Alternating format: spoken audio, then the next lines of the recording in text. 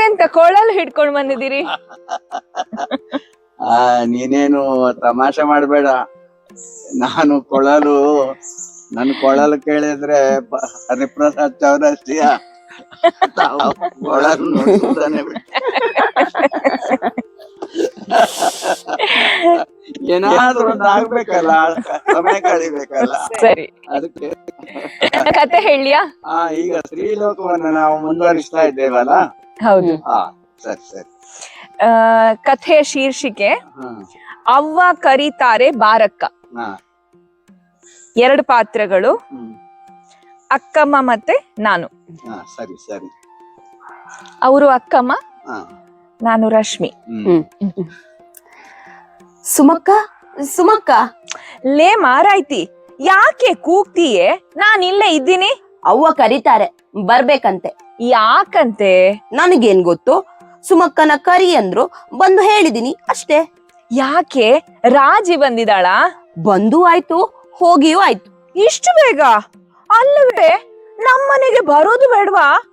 ಅಥವಾ ಹೇಳಿ ಕಳ್ಸಿದ್ರೆ ನಾನೇ 1 ನಿಮಿಷ ಬಂದು ನೋಡ್ತಿದ್ದೆ. ಬರ್ಲಿ ತಾಳು, ಅವಳನ್ನ ಮಾತಾಡ್ಸಿದ್ರೆ ಕೇಳು. ಹೌದು ಸುಮಕ್ಕ, ನಿನ್ನೆ ಸಂಜೆ ನಮ್ಮ ಭಾವ ಬಂದ್ರು. ಹೊರಡೊಂದ ತಕ್ಷಣ ಹೊರಟೆ ಬಿಟ್ಲು. ನಮ್ಮವ್ವ ಹೇಳಿದ್ರು, ನಾಳೆ ಹೋದ್ರಾಯ್ತು ಅಂತ. ಮದ್ವೆ ಆದ್ಮೇಲೆ ನೀನು ಹಾಗೇನೆ. ಹೋಗಕ್ಕೋ, ನಾನ್ ಹಂಗೆ ಮಾಡಕ್ಕಿಲ್ಲ. ನಮ್ಮವ್ವ ಹೆಂಗೆ ಹೇಳ್ತಾಳೋ ಹಂಗೆ. ನಮ್ಮ ರಾಜಕ್ಕನಿಗೆ ತುಂಬಾ ಮಾತು, ನಮ್ಮ ಭಾವ ಗುಮ್ಮಗೆ, ನಮ್ಮ ಸುಂದ್ರಣ್ಣನ ಕೂಡ ಮಾತಾಡ್ತಾರೆ. ಆದ್ರೆ ನನ್ನ ತಾವ ಸರಿ, ನಿಂಗೆ ತುಂಬಾ ಮಾತಾಡೋ ಹುಡ್ಗನ್ನ ಹುಡ್ಕೊಂಡ್ವಂತೆ. ಹೋಗಕ್ಕೋ, ಏನಾರ ಹೇಳಿದ್ರೆ ನನ್ನ ವಿಷಯಕ್ಕೆ ಬರ್ತೀರಾ? ಅಕ್ಕ, ಕಾಳಿ ಕರು ಆಗ್ತು. ಯಾವಾಗ? ನಿನ್ನೆ ರಾತ್ರಿ. ಅಲ್ಲ ಸುಮಕ್ಕ, 1 ವಾರದಿಂದ ಅವ್ವ ಈಗ ಹಾಕುತ್ತೆ ಆಗ ಹಾಕುತ್ತೆ ಅಂತ ಗೋಣಿತಾಟು ಹಾಸಿದ್ದೆ. ಆಮೇಲೆ ನೋಡಿದ್ರೆ ಹುಲ್ಲಿನ ಬಣವಿ ಮ್ಯಾಲೆ ಹಾಕಿತ್ತು. ಇಸಿ ರಕುತ ಅಂದ್ರೆ ರಕುತ, ಬಿಳಿ ಮೈಯೆಲ್ಲ ಒಂಥರ ರಕ್ತದೊಳಗೆ ಮಿಂದು ಕೆಂಪಗೆ ಇಸಿ ಗಲೀಜು. ಆಹಾ, ಗಲೀಜಂತೆ. ನೀನು ಕೂಡ ಆ ಗಲೀಜಲ್ಲೇ ಹುಟ್ಟಿದ್ದು ಗೊತ್ತಾ? ಏನಿಲ್ಲ, ನಾನು ಹರಕೆಯೊಳಗೆ ಹುಟ್ಟಿದ್ದು ಗೊತ್ತಾ?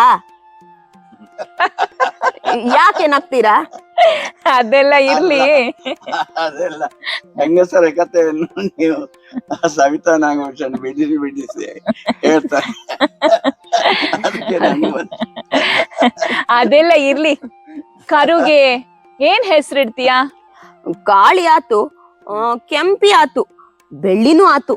ನಮ್ಮ ಸುಂದ್ರಣ್ಣಂದು ತಕರಾರು ಸುಮಕ್ಕ, ಸಿನಿಮಾದವರ ಹೆಸರು ಇಡಬೇಕಂತೆ. ರಾಜಿ 2 ಡಜನ್ ಬಳೆ ತಂದವಳೆ. ನೀವು ಯಾಕಕ್ಕ ಬಳೆ ಇಡ್ಸ್ಕೊಂಡಿಲ್ಲ? ಅಯ್ಯೋ, ನನ್ನ ಕೈಲಿ ಗಾಜಿನ ಬಳೆ ಉಳಿಯೋದೇ ಇಲ್ವೇ ಹುಡ್ಗಿ.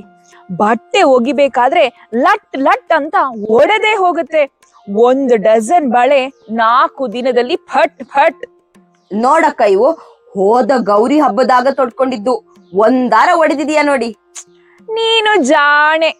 ಏನಿಲ್ಲ, ನಿಮಗೆ ಬಳೆ ಅಂದ್ರೆ ಆಸೆ ಇರಕಿಲ್ಲ, ಅದಕ್ಕೆ ಗಮನ ಇರಾಕಿಲ್ಲ, ಅದಕ್ಕೆ ಹೊಡಿತಾವೆ. ನಾನು ಆಗ್ಲೇ ಹೇಳ್ದೆ, ನೀನು ಜಾಣೆ, ನಾನು ಕೋಣೆ. ಮತ್ತೆ ನಿಮ್ಮ ಅವ್ವನಿಗೆ ಮಧ್ಯಾಹ್ನ ಬರ್ತೀನಿ ಅಂತ ಹೇಳು. ಅದೆಲ್ಲ ನಂಗೆ ಗೊತ್ತಿಲ್ಲ. ಈಗ್ಲೇ ಅಂದ್ರೆ ಈಗ್ಲೇ. ಯಾಕೆ ಇಷ್ಟು ಜಬರ್ದಸ್ತು? ತಿಂಡಿ ತಿಂತೀಯಾ? ಇಡ್ಲಿ ಮಾಡಿದೀನಿ. ಬ್ಯಾಡ ಸುಮಕ್ಕ, ಅವ್ವ ಶಾವಿಗೆ ಮಾಡಿದಾರೆ. ಶಾವಿಗೆನಾ? ಈಗ ಗೊತ್ತಾಯ್ತು, ಅದಕ್ಕೆ ಹೇಳಿ ಕಳ್ಸಿದ್ದು. ಶಾವಿಗೆ ಅಂದ್ರೆ ನಿಮ್ಗೆ ಇಷ್ಟನ ಸುಮಕ್ಕ? ನನಗಾಗಾಕಿಲ್ಲ. ಯಾಕೆ? ಒಳ್ಳೆ ಜಂತು ಹುಳ ಇದ್ದಂಗೆ ಇಸಿ. ಥೂ, ಏನೇನೋ ಹೇಳಿ ನನ್ ರುಚಿ ಕೆಡಿಸ್ಬೇಡ. ಅಯ್ಯ, ಅಂದ್ರೆ ಏನಾತು? ಅದು ಹೆಂಗಿರುತ್ತೋ ಇಲ್ವೋ. ನಮ್ಮ ಅಮ್ಮವನ್ನು ಒಬ್ಬಳಿಗೆ ಶಾವಿಗೆ ಮಾಡಿಕೊಟ್ಟು, ಅವಳು ಹೀಗೆ ಅದನ್ನ ಸರಗಿನಲ್ಲಿ ಹೀಗೆ ಹಿಡ್ಕೊಂಡು ಹೋಗುವಾಗ ಅದು ಸ್ವಲ್ಪ ಹೊರಗೆ ಬಂದು ಕೂಡ್ಲೆ ಯಾರೋ ಹೇಳಿದಾರೆ, ಏನ್ ನೋಡಿ ಎರೆಹುಳ ಎರೆಹುಳ. ಆಮೇಲೆ ಅವಳು ನಮ್ಮಲ್ಲಿ ಶಾವಿಗೆ ತಗೊಂಡೋಗ್ಲಿಕ್ಕೆ ಬರೋದೇ. ಅದು ಎಣಿಸಿದ್ರೆ ಮತ್ತೆ ತಿನ್ಲಿಕ್ಕಾಗೋದಿಲ್ಲ. ಸರಿ ಸರಿ, ಕಾಫಿ ಕುಡಿತೀಯಾ? ಅಲ್ಲ ಕಣಕ, ರಾಜಿಗೆ ಇಷ್ಟ ಅಂತ ಅವ್ವ ಶಾವಿಗೆಗೆ ಅಕ್ಕಿ ನೆನೆಸಿದ್ರೆ ಅವಳು ರಾತ್ರಿನೇ ಹೊಂಟೋಗದ. ಪಾಪ ಅವ್ವ. ಏನ್ ಅರ್ಜೆಂಟ್ ಇತ್ತೋ ಏನೋ. ಆಹಾ, ಏನು ಅರ್ಜೆಂಟು? ಆಕಿಗೆ ನಮ್ಮ ಭಾವಂಗೆ ಹೇಳಕ್ಕೆ ಧೈರ್ಯ ಇಲ್ಲ. ಆದ್ರೆ ನಮ್ಮ ಭಾವಂಗಾದ್ರೂ ತಿಳಿಯೋದು ಬ್ಯಾಡ್ವಾ? ಒಬ್ಬೊಬ್ಬರ ಸ್ವಭಾವ ಒಂದೊಂದ್ ಥರ, ಏನ್ ಮಾಡೋದು? ನಮ್ಮ ಅಯ್ಯ ಏನಂದ್ರು ಗೊತ್ತಾ? ಆಕಿದು ಮದ್ವೆ ಆಯ್ತಲ್ಲ, ಇನ್ನು ಆಕಿ ವಿಷಯ ಬಿಟ್ಬಿಡು ಅಂತಂದ್ರು. ದೊಡ್ಡವ್ರು ಅಂತ ಹೋದ್ರೆ ಹಿಂಗೆ ಆಗೋದು ಅಂತಂದ್ರು. ನಮ್ಮ ಅಯ್ಯಂಗೆ ಈ ಸಂಬಂಧ ಇಷ್ಟಾನೇ ಇರ್ಲಿಲ್ಲ. ಅವರಿಗೆ ನಮ್ಮ ರಾಜಿನ ಶೀನು ಮಾವಂಗೆ ಕೊಡ್ಬೇಕು ಅಂತ ಇಷ್ಟ ಇತ್ತು ಕಣಕ್ಕ. ನಮ್ಮ ಅವ್ವನೇ ಕುಣ್ದದ್ದು, ಹುಡ್ಗ ಬೆಳ್ಳಗೆ ಅವನೆಂತ, ನಮ್ಮ ಶೀನು ಮಾವ ಕಪ್ಪಲ್ವಾ, ಅದಕ್ಕೆ ಈಗ ನೋಡಿ ಬೆಪ್ಪಾಗೋಗವ್ರೆ. ಅಲ್ಲ ಕಣಕ್ಕ, ದುಡ್ಡಿದ್ರೆ ಅದೇನು ದೊಡ್ಡಸ್ತಿಕೆನಾ? ನಮ್ಮ ಅಯ್ಯನ ಹತ್ರನು 40 ಎಕರೆ ಹೊಲ ತೋಟ ಇದೆ. ಅಯ್ಯ ನಾವೇನು ದುಡ್ಡು ಕಂಡಿಲ್ವಾ? ಮನ್ಸ ಅಂದ್ರೆ ಮಾತು ಬೇಕು. ಈ ಕಪ್ಪು ಬಿಳಿ ಅಂತ ಹೇಳುವಾಗ ನನಗೆ ನನ್ನದು ನೆನಪಾಯ್ತು. ನನಗೆ ಯಾರು ಹುಡುಗಿನೇ ಕೊಡ್ಲಿಲ್ಲ. ಅದಕ್ಕೆ ಈ ಕೊಳಲು ಮತ್ತೆ ಬೇರೆ ಯಾವುದನ್ನೆಲ್ಲ ಹಿಡ್ಕೊಂಡು ಸಮಯ ಕಳೀತಾ ಇದ್ದೇನೆ.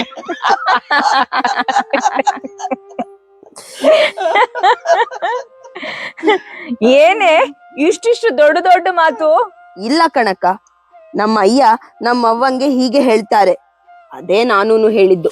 ಲೇ ಬಾಯ್ ಬಡ್ಕಿ, ನನ್ ಹತ್ರ ಹೇಳ್ದೆ ಅಂತ ಇನ್ಯಾರ ಹತ್ರನು ಹೇಳಕ್ ಹೋಗ್ಬೇಡ ಇನ್ನು. ನಂಗೇನು ಅಷ್ಟು ಗೊತ್ತಾಗಕ್ಕಿಲ್ವಾ? ನಾನೇನು ಸಣ್ಣ ಅಕ್ಕಿ ಅಲ್ಲ. ಈಗ ಬರ್ತಿರೋ ಇಲ್ವೋ? ನಾ ಹೊರಟೆ. ನೀ ಹೊರಡು, ಬಟ್ಟೆ ನೆನೆಸಿಟ್ಟು ಆಮೇಲೆ ಬರ್ತೀನಿ. ಸುಮಕ್ಕ ನಿಮ್ಮ ಹತ್ರ ಕತೆ ಪುಸ್ತಕ ಇದೆಯಾ? ಯಾವುದು? ಯಾವುದಾದ್ರೂ. ಅದೇ ಮೋಡ ಹೊರಳಿತು, ಸೂರ್ಯ ಇಣುಕಿತು, ಮಿಸ್ ಮಾಯಾ. ಇಲ್ಲ ಕಣೆ. ಹೋಗಲಿ, ಮಾಯಾದೇವಿದು, ದೇವಪುತ್ರಿದು. ಛೀ, ಅವೆಲ್ಲ ಕಾದಂಬರಿಗಳ ಬರೇ ಬೂಸು. ನಿಮ್ಮ ಮಾತು ಕೇಳಿದ್ರೆ ಆಗೋಯ್ತು. ನಾನು ದೇವಪುತ್ರಿದು 10 ಕಾದಂಬರಿ ಓದಿದ್ದೀನಿ. ನಂಗೆ ಅವೆಲ್ಲ ತುಂಬಾ ಇಷ್ಟ. ಅವೆಲ್ಲ ಕಣ್ಣಿಗೆ ಮಣ್ಣೆರೆಚುವಂತಹ ಪುಸ್ತಕಗಳು, ತಲೆ ಕೆಡಿಸೋಕೆ. ಯಾಕಕ್ಕ? ಮತ್ತಿನ್ನೇನು, ಅವ್ರು ಬರೆದ ಹಾಗೆ ಜೀವನದಲ್ಲಿ ಒಂದು ನಡೆಯೋದೇ ಇಲ್ಲ. ಅದು ನಂಗೂ ಗೊತ್ತಿದೆ ಕಣಕ್ಕ. ನಾವು ಸಿನಿಮಾ ನೋಡೋದಿಲ್ವಾ? ಅಷ್ಟೇಯಾ? ಸುಮ್ಮನೆ ಓದೋದು, ಏನೋ ಖುಷಿ ಆಗುತ್ತೆ. ಅದನ್ನ ಓದಿ ತಲೆ ಕೆಡಿಸ್ಕೊಂಡವರು ಎಷ್ಟು ಜನ ಇದ್ದಾರೆ ಗೊತ್ತಾ? ಇಲ್ಲ ಕಣಕ್ಕ, ನಾನು ದೇವಪುತ್ರಿದು, ಮಾಯಾದೇವಿದು ಕಾದಂಬರಿ ಓದಿದೀನಿ, 1 2 ಸರಿ. ಆದ್ರೆ ಅದನ್ನೇ ಓದ್ತಾ ಕೂಡ್ಬಾರ್ದು. ನಮ್ಮಲ್ಲಿ ಎಷ್ಟು ಒಳ್ಳೆಯ ಪುಸ್ತಕಗಳಿವೆ ಗೊತ್ತಾ? ಬಿಡಕ್ಕ, ಕಬ್ಬಿಣದ ಕಡ್ಲೆ ಇದ್ದಂಗೆ ಇರ್ತಾವೆ, ಅವು ನಂಗೆ ಸೇರೋದಿಲ್ಲ. ನಿಂದೇನು ತಪ್ಪಿಲ್ಲ ಬಿಡು, ನಿನ್ನ ಮೈಯಲ್ಲೀಗ ರಸ ಉಕ್ತಾ ಇದೆ, ಹೌದೋ ಅಲ್ವೋ? ಹೋಗಕ್ಕ, ನೀವು ತಪ್ಪಾಗಿ ತಿಳ್ಕೊಂಡಿದ್ದೀರಾ. ಹಾಗಾದ್ರೆ ಯಾವುದು ಓದ್ಬೇಕು ನೀವೇ ಹೇಳಿ. ಮುಖ ಯಾಕೆ ದಪ್ಪ ಮಾಡ್ಕೊಳ್ತೀಯಾ? ನಾನ್ ಹೇಳಿದ್ದು ನಿನ್ನ ಒಳ್ಳೇದಕ್ಕೆ. ಈಗ ನೋಡು, ನಿನ್ನೆ ನಿಮ್ಮಕ್ಕ ಅವಳ ಗಂಡ ಕರೆದ ಕೂಡ್ಲೆ ಅವ್ವನ ಮಾತು ಕೇಳದೆ ಹೊರಟು ಹೋದ್ಲು. ಈ ವಿಷಯದಲ್ಲಿ ನಿಮ್ಮ ರಾಜಿಗೆ ಕಡಿಮೆ ಕಷ್ಟ ಆಗಿಲ್ಲ ತಿಳ್ಕೊ. ಗಂಡನ ಮಾತು ಮೀರೋ ಹಾಗಿಲ್ಲ, ಅವ್ವನ ಮಾತು ಕೇಳೋ ಹಾಗಿಲ್ಲ. ಅದು ಜೀವನ. ಅದೇ ದೇವಪುತ್ರಿ ಕಾದಂಬರಿ ಆಗಿದ್ರೆ ಆಯ್ತಾ ಚಿನ್ನ ಅಂತ ನಿಮ್ಮ ಭಾವ ಬರೆಸೆಳೆದು ನಿಮ್ಮ ಅಕ್ಕನ್ನ ಅಪ್ಪಿ ತುಟಿ ಮೇಲೊಂದು ಮುತ್ತು ಕೊಟ್ರು, ನೀ ಇರೋಣ ಅಂತ ಅಂದ್ರೆ ನಾ ಬೇಡ ಅಂತೀನ ಅಂತ ಅಂದು ಶಾವಿಗೆ ಕಾಯಿ ಹಾಲು ತಿಂದು ಅತ್ತೆಮ್ಮನಿಗೆ ಅಡ್ಡ ಬಿದ್ದು ಶಿಫಾರಸು ಮಾಡಿ ಹೋಗ್ತಿದ್ದ ಅಲ್ವಾ? ಹೋಗಿ ಸುಮಕ್ಕ, ನೀವು ಏನೇನೋ ಹೇಳ್ತೀರಾ. ಹೋಗ್ಲಿ ಬಿಡು, ನಿಂಗೆ ಯಾಕೆ ಬೇಜಾರ್ ಮಾಡ್ಲಿ ಅಲ್ವೇ? ಹೊಲದಲ್ಲಿ ಅವರೆಕಾಯಿ ಬಂದಿದ್ಯಾ? ಅವ್ವ ಅವರೆಕಾಯಿ ಹಿದಕ್ತಾ ಇದ್ಲು. ರಾತ್ರಿ ಶಾವಿಗೆಗೆ ಹಿದಕ ಬೇಳೆ ಮಾಡುವಂತ ಅಯ್ಯ ಹೇಳಿರ್ಬೇಕು. ಓಹೋ, ಅವರೆಕಾಯಿ ಹಿದಕಕ್ಕೆ ನಂಗೆ ಹೇಳಿ ಕಳ್ಸಿದ್ದ? ನಂಗೇನು ಗೊತ್ತು. ನೀವೀಗ ಬರ್ತಿರೋ ಇಲ್ವೋ ಹೇಳಿ. ನಡಿ, ಒಳ್ಳೆ ಬೆಂಬತ್ತಿದ್ ಬೇತಾಳ ನೀನು. ಗಿಣ್ಣು ಶಾವಿಗೆ ಹಿದಕ ಬೇಳೆ ನಾ ಬಿಡ್ತೀನ? ಬನ್ನಿ ಮತ್ತೆ, ಬಾರಕ್ಕ. ನಿಂಗೆ ಒಳ್ಳೆ ಕತೆ ಪುಸ್ತಕ ನಾನು ತಂದು ಕೊಡ್ತೀನಿ. ಆ ಗಬ್ಬು ಕತೆ ಪುಸ್ತಕಗಳನ್ನ ಓದ್ಬೇಡ, ತಿಳಿತಾ? ಹಾ, ನಿಮ್ಮ ಕತೆ ಕೇಳಿ ನಾನು ಬದುಕು ಮಾಡ್ದಂಗೆ. ಮೊದ್ಲು ತಂದು ಕೊಡಿ, ಅದೆಂತ ಪುಸ್ತಕನೋ ನಾನು ನೋಡೇ ಬಿಡ್ತೀನಿ. ಒಂದು ಮಾತು, ನೀವು ಮನೆಗೆ ತಂದು ಕೊಡ್ಬೇಡಿ. ನಮ್ಮಮ್ಮ ನೋಡಿದ್ರೆ 3 ಹೊತ್ತು ಪುಸ್ತಕ ಹಿಡಿದು ಕೂರ್ತಾಳೆ ಅಂತ ಬೈತಾಳೆ. ನಿಮ್ಮನೆಗೆ ಬಂದು ನಾನೇ ತಗೊಂಡು ಹೋಗ್ತೀನಿ. ಆಯ್ತು ಕಣೆ ನಡಿಯೇ. ಕರ್ನಾಟಕದಲ್ಲಿ 7 ಕೋಟಿ ಜನ ಇದ್ದಾರೆ, ಆದ್ರೆ ಅದರಲ್ಲಿ 6 ಕೋಟಿ ಜನ ಇಂಥ ಪುಸ್ತಕಗಳನ್ನೇ ಓದುವ, ಇಂಥ ಸಿನಿಮಾಗಳನ್ನೇ ನೋಡುವ. ಅಂದ್ರೆ ಅದು ಜೀವನಕ್ಕೆ ಸಂಬಂಧ ಇರ್ಬೇಕಾಗಿಲ್ಲ, ಯಾವ್ದಾದ್ರು ಒಂದು ನಮ್ಗೆ ಬಹಳ ಖುಷಿ ಆದ್ರೆ ಆಯ್ತು ಅಂತ ಹೇಳಿ ಎಂಜಾಯ್ ಮಾಡೋದು ಅಂತ.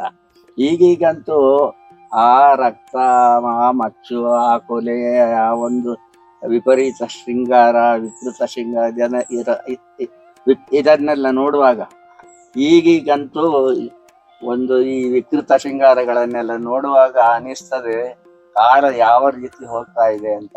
ನಾವೆಲ್ಲ ಸಣ್ಣವರಿರುವಾಗ ಪ್ರಕೃತಿಯ ಜೊತೆಗೆ ಬೆಳೆದವರು, ಪ್ರಕೃತಿಯ ಜೊತೆಗೆ ಆಟ ಆಡಿದವರು. ಈಗ ಒಂದು ಇಲ್ಲ, ಈಗ ಎಲ್ಲ ಹೇಳಿದರೆ ಇದರಲ್ಲೇ ಬಂದಿದೆ ಅಲ್ಲ, ಸವಿತಾ ನಾಗಭೂಷಣ್ ಬರ್ದಿದ್ದಾರಲ್ಲ, ಬೂಟ್ಸ್ ಹಾಕೊಂಡು ಬೆಳಗ್ಗೆ ಶಾಲೆಗೆ ಹೋಗ್ಬೇಕು, ಆ ಪುಸ್ತಕಗಳನ್ನು ಹೊರಬೇಕು, ಬಂದ ಮೇಲೆ ಮತ್ತೆ ಪುನಃ ಹೋಮ್ ವರ್ಕ್ ಅಂತ ಮಾಡ್ಬೇಕು. ಮಕ್ಕಳಿಗೆ ಹೋಮ್ ವರ್ಕ್ ಅಲ್ಲ, ದೊಡ್ಡವರಿಗೆ ಹೋಮ್ ತಂದೆ ವರ್ಕ್. ತಾಯಿ. ಹಾಗಾಗಿ ಶಿಕ್ಷಣ. ಸರಿ.